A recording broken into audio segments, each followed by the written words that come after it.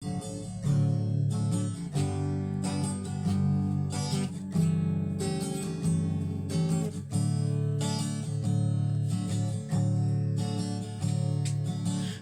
từng bà bê用họ黑眼芬发样个干家境的业绩真正的不清的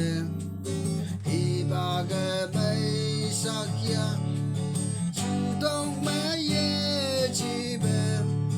高望也没也好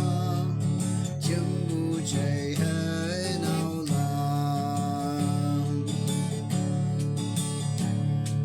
来西吧鸟放的每兰对家的好你真黑夜一杯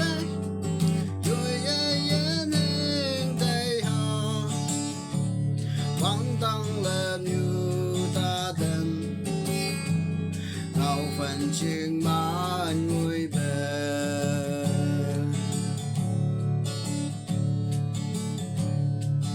nàng mong lớp gì cơ mà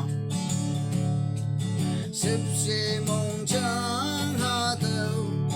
thân bu chịu đời người hạ ya hạ ở chào bây giờ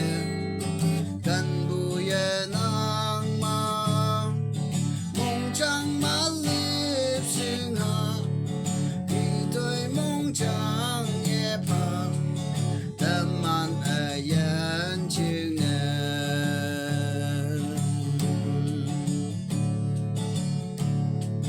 lại xì bà ngao phăng mơ mỗi lần tôi cha lưng hạ vì chẳng hề ye y bê rồi ai dân hương tây hạ quang tăng là như ta thân ngao phần chừng mà người bè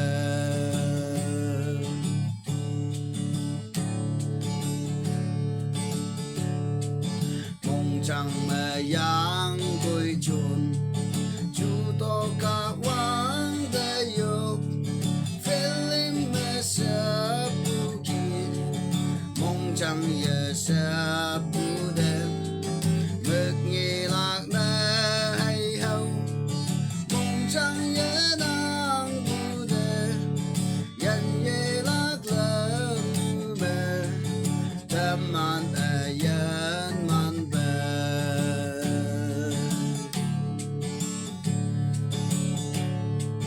lại